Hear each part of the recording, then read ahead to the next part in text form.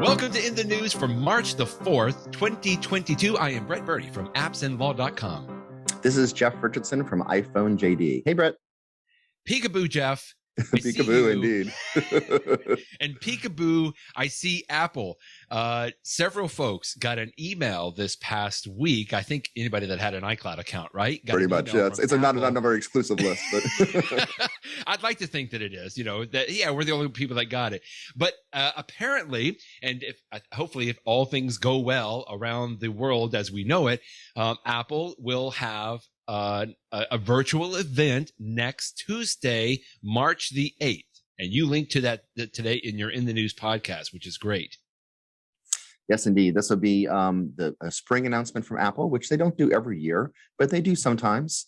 And, it's often not a major product announcement, but you never know. I mean, every year can be different.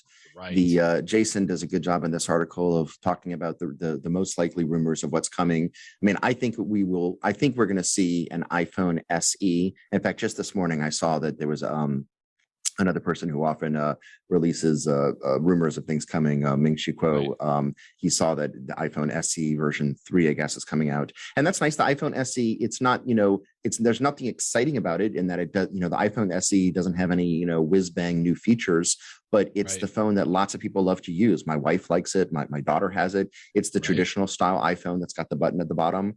And I think what they're going to do is just upgrade the internals and give it 5G and make it faster. And so, make it just put a little more oomph into that for anybody looking to get that form factor. So nothing really exciting about it, but it's going to be a nice phone when people like it. Similar, there's rumors of an iPad Air, which is sort of the mid-range, a wonderful iPad, just to sort of boost it up a little bit. That sounds fantastic. But the thing that was really interesting to me, Brett, is that, you don't want to read too much into the taglines, but when it says peak performance, and they spell it P-E-K, so peak, we're getting a peek at something, but that word performance, I wouldn't use the word performance necessarily to describe. I mean, yes, it's going to be a more powerful iPhone SE, so it's going to have more performance, but it's still going to lag behind the current Ion iPhones. If I was Apple, I wouldn't use that word performance unless I was going to show something off next Tuesday that's got a little more power into it. So, what do you think? I mean, maybe a new Max with some high-end processors, or I don't know. I do think so. I guess I hope so. Of course, I guess the peak performance, which is why I started off with the peekaboo references there. It's peak performance is the little tagline, which Apple is always good and interested about throwing out these taglines on there. But you're exactly right. That was my first thought. Like, okay, what are they going to push the performance barrier on? Is it going to be the iPhones? Is it going to be the iPad? Well, for 2 years now, we've been working with the Macs with the M1 processors, right? Which is sort of the next generation of processors that Apple has been even kind of doing themselves in the iPads and the iPhones for many, many years. Right. And I got to tell you, I'm on an M1 MacBook Pro right now, and there's no going back. Like, they're amazing, and everybody that's had one has just been bowled over about how efficient that they are, how cool that they run, and how great that they work with like video files and audio files and just everything else that people. And just to give you some contrast there, Brett, the iMac that I use at my house, it's a nice iMac. I think it's from the year 2019. It's not like it's old, but it's the Intel processor. Right. And I will often take video, 4K video on my iPhone, but even so, video of like one of my daughter's basketball games, and it'll be maybe 30 minutes. And so once I finish in Final Cut Pro and I go to render it, I will start rendering it at night. And in the next morning when I'm ready to go to work, it's about half done.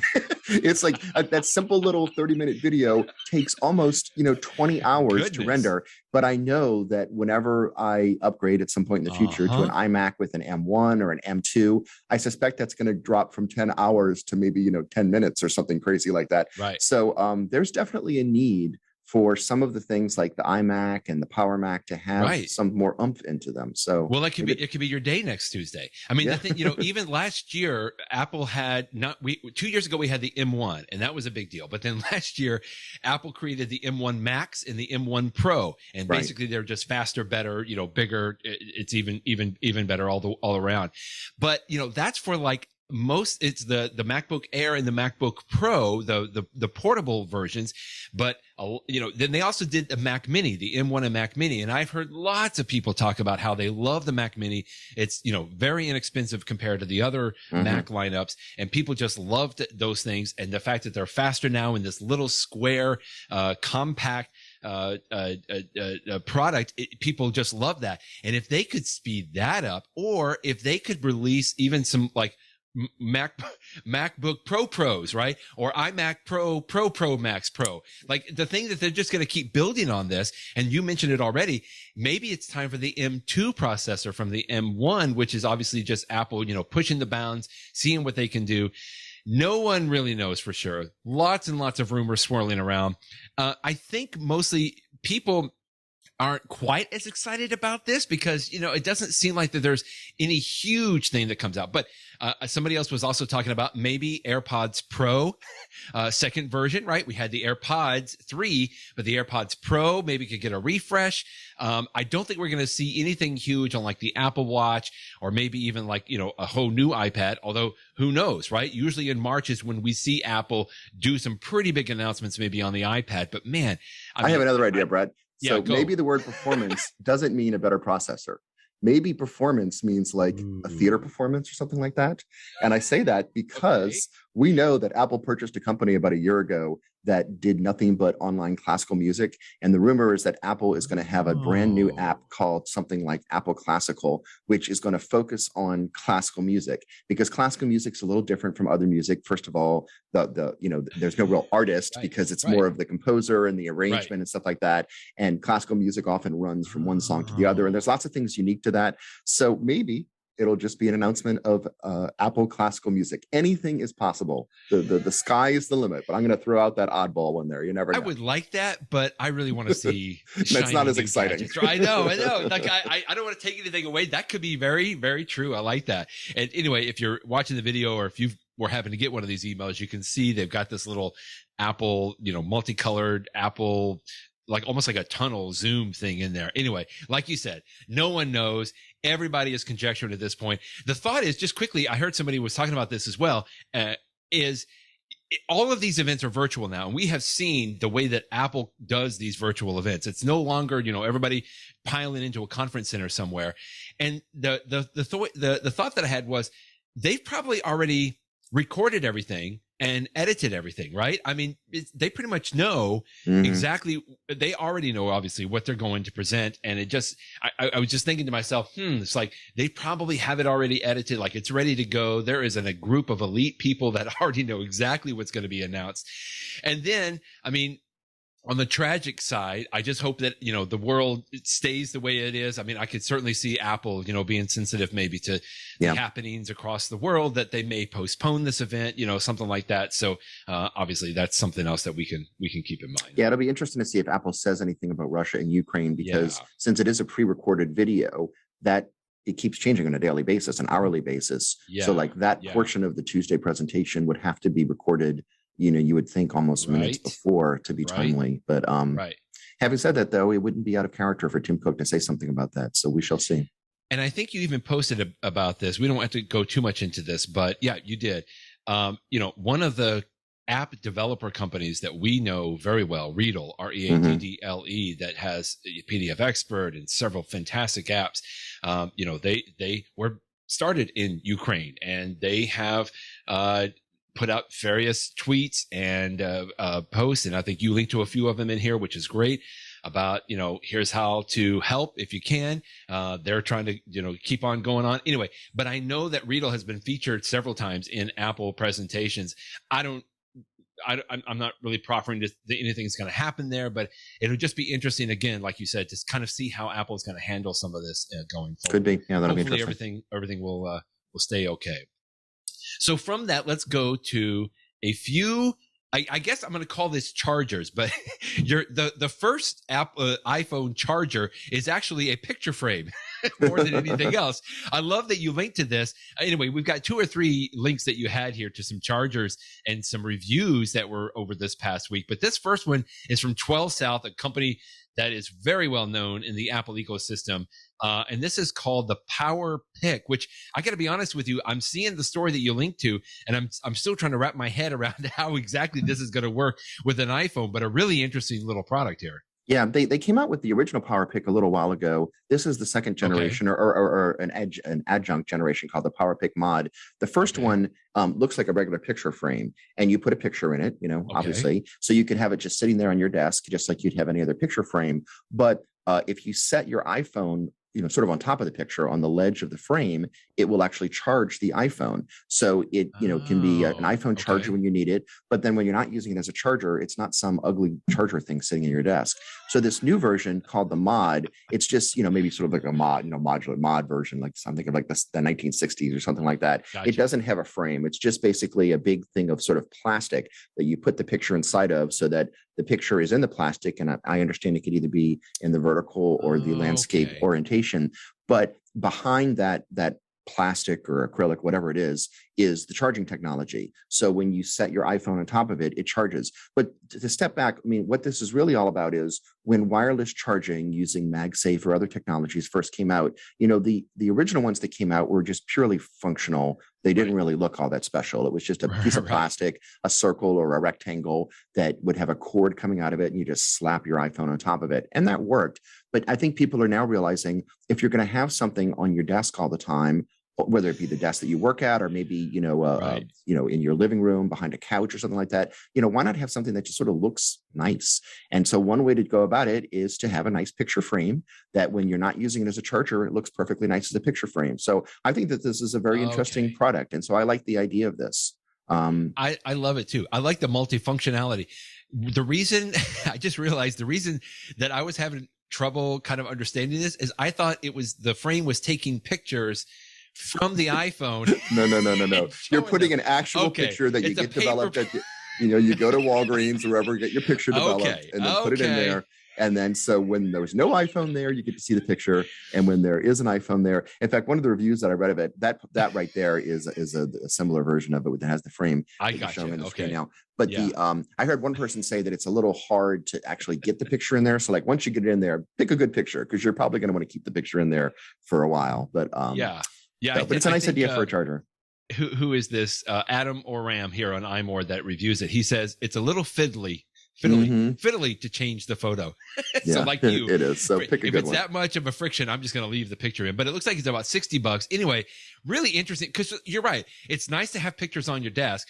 Why not let that picture and that picture frame be functional as well? Yeah. So then that's a good transition to this one. The next one you have on the screen is by a company called Nomad, the MagSafe Base One. And again, it's more of like what I was describing before, just a circle that would sit on your desk, but it's a really nice circle. So this one, it looks like it's got, what are the substances it's made of? It's like aluminum and glass. And one of the reviewers from Andrew O'Hara from Apple Insider called it the most luxurious MagSafe charger to hit the market yet.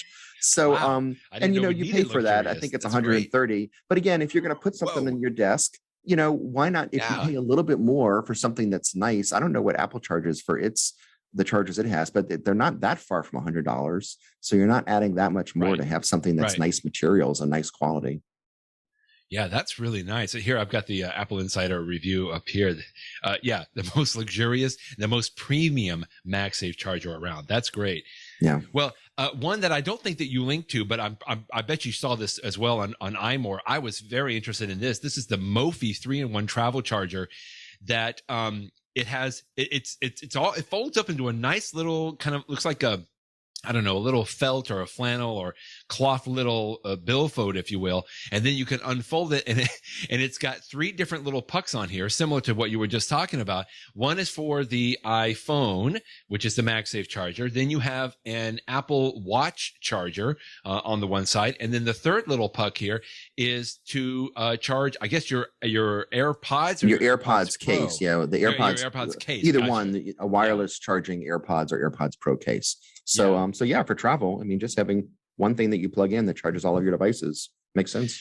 If you're going to be traveling again, because a lot of us still carry some of those little battery packs and stuff like that. But this is nice because when I travel, when I start to travel again, I will have all three of those devices, my Apple Watch, my iPhone, and my AirPods. And it would be great instead of having one cord in the hotel room or something where I have to like change it back and forth between the different products. Anyway, this is a little expensive as well. I think it was $120, $130 as well. But man, you know, if it's something that you're going to be doing on the travel side or just need something that's convenient, that's a nice one as well. So yeah, I mean, what we're starting starting today. That's the thing. And it's nice that, you know, wireless charging has been out long enough now that people are starting to step back and say, you know, how can we take this to the next level? How can we make it more convenient with a 3-in-1 or something more nice that you wouldn't be embarrassed to have on your desk?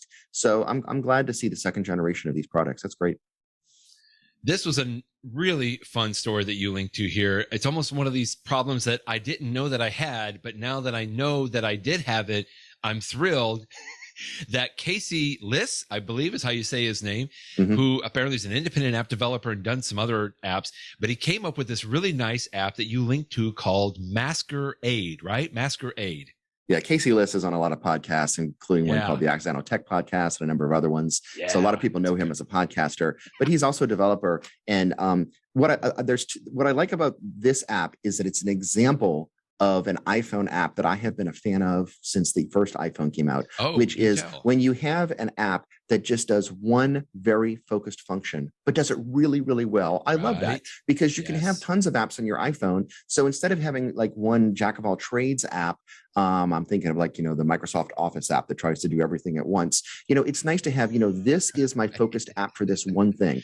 And so the particular thing that he chose for this one is, you know, when he posts pictures on Instagram or something like that, sometimes he has his kids in it. And you don't necessarily want to put your kids' pictures out there, you know, because, you know, let them control when they're older, you know, when they have their pictures out there and stuff. I have avoided posting my kids' pictures on iPhone JD, you know, since I first started the site in 2008, even though sometimes I've wanted to do so because it would have been a great picture, but like, I don't want to put it on there. So one solution is just to cover up the face with something else. And often some people will put like an emoji on the face, like one of those yellow emoji circles. And there are, you know, you can use a general purpose photography app to get the emoji and to paste it and put it in place. But, you know, Casey made this app that, you know, Apple, the built-in Apple technology knows where a face is because Apple does that for face detection, right? And so he could tap into that from the app. And when you use the app, it'll know where the faces are. It'll put the emoji there. The free version is just the regular emoji with a happy face. But if you pay, like, I think it's $3, you can choose anything from your emoji catalog, you know, any type of face, like a little dog face or whatever you want. And so it's a way that you can cover up the face, but still share the picture. Great for sharing a picture that has friends, that has kids rather, or maybe you did something out with friends, but you don't necessarily have permission to put all your friends' pictures on there. Maybe everybody played hooky on Friday from work, and you don't want to necessarily show that all of you were having this Tex-Mex meal when people were supposed to be in the office. So cover up their faces. Or as he points out, maybe you're a protester, and you know you don't want the protesters' faces out there because they could get in trouble. There's a million reasons that you might use an app like this, and you could even use other emojis like an arrow emoji if you just want to point to something. But it's a cute idea. It's very inexpensive. It does one thing and one thing well. So if you ever, you know, if you have a need for ever covering up faces and pictures, give this one. And I like the name too, MaskerAid. Maybe it's because Mardi Gras just happened a few days ago. MaskerAid, you know, MaskerAid. It's a cute name. It's a cute app. I want more like this. Bravo. I love supporting independent developers like this. Casey, he talks about the fact, what you were saying, that they used to post lots of pictures of his son when he first was born, right? Squishy baby, cute baby, posting it all over. But he said when he got to be around 4 years old, it occurred to him, similar to what you just said, Jeff, that it's like, you know, I should not post pictures of my son. He needs to make maybe some of those decisions later on. And that was one of the things that led him to start developing this. And the other thing quickly I liked in this story, which is really great. I just love the fact that he shares all this, right? About the background to the app. But he talked about the fact that he had an idea of what he was developing this app for. But when he shared it with a few close friends, that he found that they were using it for all kinds of other things. He's like, I don't want to just cover up my own kids' faces. I want to cover up other people's faces. Like, I want to be able to have the freedom to cover up anything that I want. And it was just neat to read how he developed that app a little bit more and didn't realize that, hey, you know, once it gets into the wild, there's maybe some other uses that people would want to use on that. And so I'll link to the story in the show notes for sure, because it's just neat to kind of read how somebody goes through the whole process there, which is great. To cellular or not to cellular? We have talked about this a couple of times with Apple Watches. Jeff. And whether, I get the question quite a bit, right? I want to get an Apple Watch. Do I need to pay extra, which is a premium price that Apple charges, to get the cellular enabled Apple Watch as opposed to just the regular old Apple Watch, right? Yeah. And I loved this. This is Josh Sinters, right? Who came up with a new website not too long ago, Apple Buying Advice. I think it's applebuyingadvice.com. Yeah. And it's great. It's very simple. Like, here's what I would suggest that you go and purchase. And he talked about in this story from Tidbits here that he says most people do not need the cellular connectivity of the Apple Watch. So don't spend the extra $200-$300, whatever, plus the monthly charge you would have to do. But apparently he got quite a bit of feedback on that, right? And then he wrote this follow-up article here where he goes through and says, okay, there are some legitimate reasons for avoiding the cellular Apple Watch, but at the end he puts some good reasons why you might want a cellular Apple Watch. I thought this was great, and I'm glad you linked to it today. Yeah. I mean, the only reason not to get it is cost, but I don't want to be like it's the only reason, because it's a big reason. Why spend extra money? It is. And you're really paying twice, because unless you get, I mean, I use the aluminum, the stainless steel version of the Apple Watch, which always comes with cellular. But if you get the aluminum version of the Apple Watch, you're paying anywhere from $50 to $100, depending upon the model, to get cellular. But that's just the initial payment. You also then have to pay for AT&T. It's $10 a month. So it's $120 a year. So you're paying twice. And so, are you going to get your money's value out of, let's just say it's $200 during the first year? Do you get $200 worth of value out of it? And he lists some reasons that maybe you would. One, for some people, having, 24/7 access to the 911 services. Yeah, right, in fact, even if you don't pay the monthly fee, it'll still work to call 911. That's exactly so, right. That's something that might be, important for you or for a loved one to have. You have the fall detection that if you don't have your phone with you and you fall someplace, the Apple Watch can detect it and contact your loved ones, but only if it can contact your loved ones, right? So if you're not on Wi-Fi, if you're in the middle of, a hiking trip or something like that, then cellular would be important to get the call out there. And so it's those sorts of things, safety, you talked about family setup, but there are some reasons, I've had cellular for a while now, and I don't use it a lot, but another big reason, of course, is if you're not going to have your phone with you. Sometimes I will go for a walk or a jog, and I just don't want to have the iPhone in my pocket jumping, bouncing up and down. It's nice. It's nice to be able to stream podcasts and music and know that if somebody texts me, I could get the text and respond to it or call me. Yeah. So I see it. You really don't. You don't need it, but it's nice to have. And if you decide it's worth it, I'm happy to have it. I'll probably keep it in the future. He mentioned in here that there were some people apparently in the comments and other places where they bought it, the cellular enabled watch, and then they realized they were not using it quite as much. And then they made the decision to stop the service on that. And, even if you get a cellular enabled watch, you don't have to add it to your Verizon or AT&T plan or whatever it is.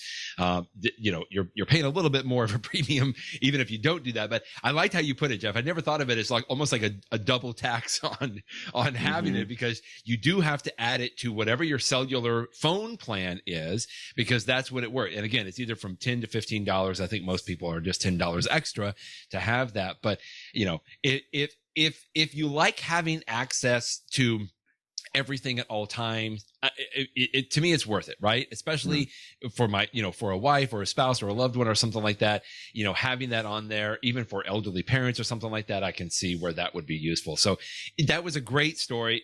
I know we get the question a lot, so I wanted to talk about it, and I'm glad that you linked to it today. In fact, before you go on, I mean, it's the same question you have when you buy an iPad, right? Do you pay an extra $130 typically for the cellular version and then the $10 a month? Or do you just rely upon the fact that you can tether your iPad to your phone, assuming that your phone's with you and that you've got the type of cellular plan that allows for that? So, similar. And I had that for a long time. Like several of the iPads that I bought, I did get the cellular capability, but I ended up never turning it on. Because I would always have my iPhone with me, and people could do, and again, that's another, like you said, it's a great analog there to the Apple Watch. You can get a cellular Apple Watch, don't have to turn it on, but at least it's there if ever you should need it, that kind of a thing. So, okay. I don't know if we really helped anybody to make a full decision on that, but it was a good article, and I'm glad that you linked to it. How smart is your door lock? you had a couple of good, well, one link, but I know you were telling me about another one here as well. This is just neat to continue to see how some of these smart home products are getting a little bit better, connecting into Apple's HomeKit, and really just even looking better, looking cool these days. Yeah. So two products that are worth mentioning. So the one that I linked to in the post today is made by a company called Aqara, Aqara, and it is a smart door lock. You know, those have been around for a while now. It works with HomeKit. Not all of them do, but it's nice if it does, because that way you can use it with Siri and, you know, all your other HomeKit devices. But one thing that this has is it supports a technology which only a few devices are supporting right now, called HomeKey, which is where in your wallet of your iPhone, much like you can have credit cards in your virtual wallet, and you can have other things, and you can have passes, you can store room keys. And we talked about this, you know, a couple months ago, that a few hotels will allow you to get your hotel key, that you could just keep it on your iPhone, which is nice not to have something else to carry. And you could do the same thing with your house. So, you know, you have your little home key, you know, in the wallet. So I think that's neat that we now have a smart door lock that's working with that technology. We'll see how useful it is in practice. The one that I did not link to today, but I also saw when I was thinking about us talking about this today, Brett, was a company called eufy, which I've talked about before. They make video cams and everything else. I have a eufy camera on my door, so that when it's a doorbell, so someone rings the doorbell and, you know, the eufy camera comes on. They have a new product which is just on a Kickstarter page, so it's not out yet, but they have already, you know, gotten pledges for way more. Their goal, you know, their goal was 50,000. They've got 550,000 pledged. So they're going to make it. But it's a eufy video smart lock. But here's what this includes. So it's a smart door, so that you don't have to use a physical key. You could, you know, but in addition to it sensing your presence through like your phone, it also has a fingerprint reader on the top of it. So you could open your door just using your fingerprint, which is, you know, sort of convenient. But it also has built in a little eufy camera. So instead of having both a smart lock and a smart doorbell or some other smart camera to see who's at your door, this is combining all of it into a single product, which I think makes pretty good sense, you know, because it makes sense that you're opening your door for yourself, but if you're opening it for somewhere else, you want to see who's at that door. So that makes perfect sense. So, you know, it's, again, much like we were talking about earlier with the wireless chargers, it's technology that's been out there long enough that now developers are thinking, let's take it to the next level. You know, what can we do with a second or third imagining, thinking through what this product can be. And now this particular one that's on the Kickstarter does not support HomeKit. So if you use like an Amazon Alexa device, you could say, hey, you know who, open the front door, but you can't ask Siri to open the front door, which is unfortunate. But very few of door cameras and front door things work with HomeKit and Siri anyway. So so this one is not perfect. But again, I'm not really recommending this one particular product. It's more of just an idea of folks, you know, putting together different technologies in different ways. And so I thought it was interesting. Yeah, I like. It's got a camera. It's got fingerprint recognition. It's got motion detection. There's just so much into that. But I know you've talked about Eufy. You like the company. I love the fact that they're using Kickstarter to like, okay, we're going to test the waters, you know, make sure that people are going to be interested in something like this. And boy, Heidi, people have replied, oh, it just went up. I think they've even got a little bit more to their go now. But even better, it's like, would it be, I would love to them to incorporate the HomeKit in there. Maybe soon, they'll be able to do that as well. Now we can go from the doorbell to the best story I think that you linked to, maybe of all time. No, I'm sure it's not of all time, but oh my goodness. I saw somebody mention this like on a tweet or something, Jeff, and I'm thinking to myself, okay, you know, that was a little silly, but I didn't get the details. So thank you for sharing the story of how the someone iPhone found their iPhone 10 years later toilet. that they had dropped down the toilet. See, the woman described that on Halloween of 2012, she realized that she lost her iPhone. Perhaps she had been drinking. Who knows? It must have slipped out of a pocket into the toilet. But the funny thing is that iPhone stayed in the toilet for a decade. for a Incredible. decade. And then when she heard some noise and they used a plunger, they pulled it up. And, you know, when you think about what that iPhone has been touched with, it's a little gross. You know, the idea that, you know, the screen wasn't broken yet on it, which I thought was interesting. You know, the back had come off after all those years. Yeah. But, you know, and I hear stories every once in a while about people dropping iPhones into toilets. I know it does happen, but I think most people know when it happens. The idea that this happened and stayed there for a decade, it's a little funny. I give a presentation, you know, to folks around the country using iPads and iPhones, and I talk about the fact that it's imperative to know how to keep your devices secure, because inevitably it's going to get stolen. You're going to misplace it.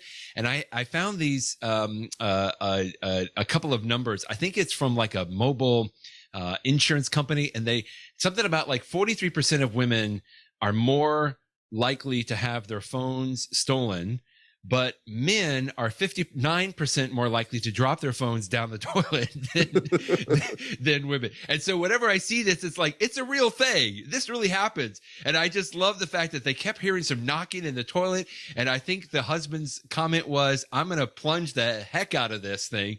And sure enough, he got it. I mean, and then I think people in the comments were saying, how is it that I barely dropped my phone, like, you know, onto a table and the screen cracks, and yet this iPhone has been in your toilet for 10 years and the screen is perfectly great. Now, the iPhone doesn't work. That would have even been a better story, right? Yeah. I mean, the back is popped off and obviously it's a little waterlogged among maybe some other things, but it's like the screen looks perfectly intact. I mean, that's incredible to get that out. I don't even know how it would fit in there, but okay, maybe I don't want to know, but what a story on this today. I certainly hope that I don't lose my iPhone one day and have my Find My lead me to my toilet. Daddy, why is the toilet pinging us? Why exactly. Is there a blinking sound? Okay, let's move on from that. In the know, one of the things that Apple did, I think back in maybe 2020, was they acquired probably my favorite weather app that I had been using for a long time, which was called Dark Sky. And it's been around for a long time. Many people like them. And so once Apple acquired them, everybody was thinking, okay, what are they going to do with this? Are they going to create a new app? Can they just incorporate the greatest features of Dark Sky into the weather app that is already by default on the iPhone? And pretty much that's what they did.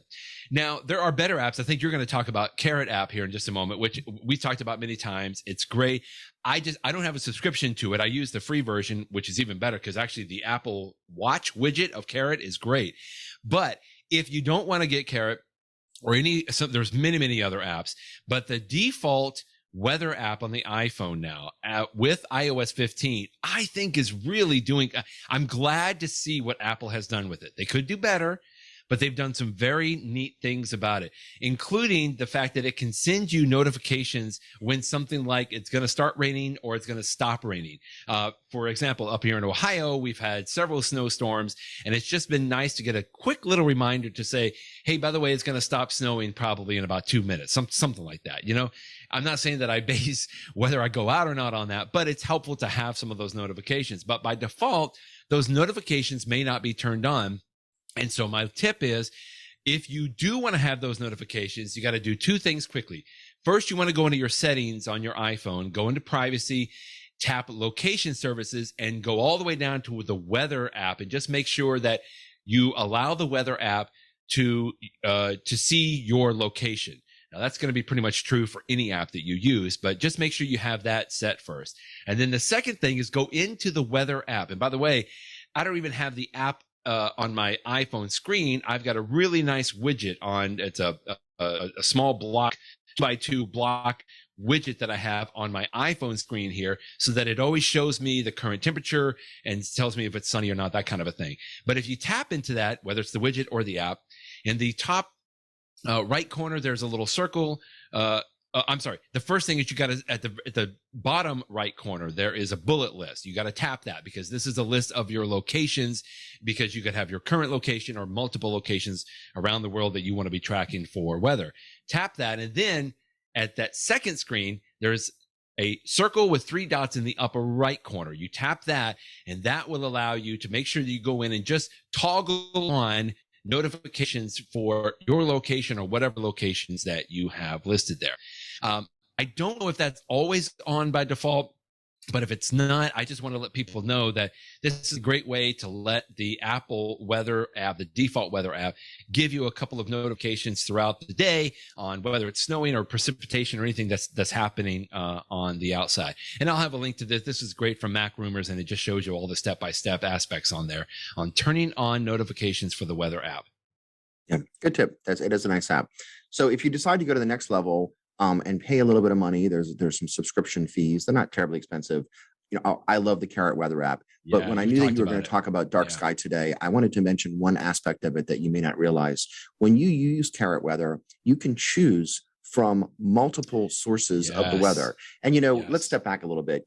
For decades, maybe even millennia, people have been complaining about weather forecasters, right? They're always like, oh, they always get it wrong and stuff like that. But at the same time, we keep turning to weather forecasts because we want to know, is it going to rain? Is it going to snow? Is it going to whatever? Right. So the nice thing about the Carrot weather app is that you can use a single app with the interface that you can control. In fact, one of the things I like about it is you can create your own interface that meets exactly your needs. But you can choose your data sources. So right now I have mine set to dark sky because I agree with you, Brett. I think it's one of the best data sources. But if you want to change it to AccuWeather, which is something that many of us have heard of before, you see that often in the local news, you can choose to change it to AccuWeather. Or they have some other ones too. There's one called Tomorrow.io, Eris Weather. I hadn't even heard of these companies, but they're small US-based companies. And they have two other choices if you're here in the States, one called Foreca, Foreca, which is actually a Finnish company, but they provide forecasts in the United States. And another one that's based in the Netherlands called Mateo Group. So, and then in addition to those established companies, Carrot Weather will allow you to, if you own your own personal weather station that monitors the weather in your house, you can connect that to Carrot Weather. Or if you just want to connect into some public ones that other weather stations that people have at their houses in your neighborhood, and they've decided to make the data public, you could tap into that too. But the point of it is that you can find the source of weather. So, I mean, instead of complaining that, this forecast is always wrong, take the initiative, actually, choose one of these. And so what I recommend that you do is try one for a while, then switch the source, try it, see what you think. I've noticed for me, for example, AccuWeather is pretty good, but I always find that AccuWeather is maybe a degree or two higher than what the actual temperature is at my house. Okay. I mean, whatever, it's a degree or two. It's not a big deal. Right. But whereas when I use dark sky, it always matches exactly what I get from actually weather readings at my house. So I don't know why there's that difference, but there is. And perhaps in some other part of the country, AccuWeather is more accurate than dark, who knows? But the point is, this is a nice feature that you can toggle before. Just try them out, see what you think about their forecast, and you'll find one that seems to be the most appropriate based upon where you live and where you travel to. And it's nice to have the choice. So I wanted folks to know about that. I think for most people, much like many other types of apps on the iPhone, they're going to stick with what the default aspect does in the app. And for most people, they're going to use that default weather app on there. But I got to tell you, I keep toying with the idea, like I need to do a subscription to Carrot Weather. I have the free version, and sometimes I'll even open that. It works fine, but with the free version, but you only get access to one of those services, right? You can't change them, like you said, unless you pay for the premium tier. But I think I just mentioned, I like the weather widget on my Apple Watch from Carrot better than the regular default Apple. Very good. Very good. Weather. I mean, it really is some good stuff, and it, just like many things like this. And this great story how this started. I think it was another independent developer that started Carrot Weather and just wanted and has continued to improve on it as well. And hey, if you want to have a little bit of snark in your weather, that's one of the things that it's known for, right? Is that it'll give you, like, sometimes I'll look at it and it'll say, hey, I brought you some sunshine. You can thank me later, or it'll say things like, hey, that cloud looks like a unicorn, chasing after a bull or something like that. So it's funny and hilarious. You can turn some of that stuff off if you don't want it, but yeah, good stuff. I'm glad you talked about Carrot, and that's another, I think it's been one of our picks before, but it's worth revisiting. That's great. Okay. Wow. That was a lot, Jeff. Thank you for doing your post. It's a lot. You've got many more links on there too. And of course, I'll make sure everybody has a link to your in the news post for this Friday. But thanks for being with me again. And we'll see you next week. See you, Brett. Bye-bye, everybody.